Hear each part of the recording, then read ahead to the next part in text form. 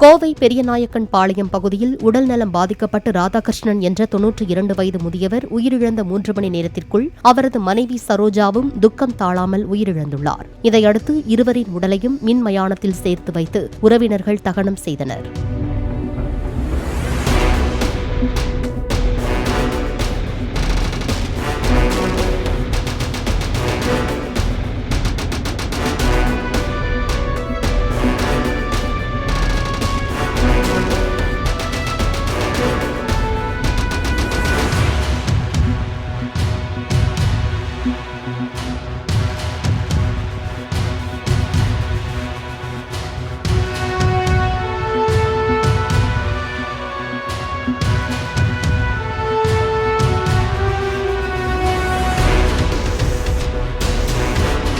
Play store மற்றும் app ஸ்டோரில் இருந்து பாலிமர் செயலியை QR கோடு மூலம் பதிவிறக்கம் செய்யுங்கள்.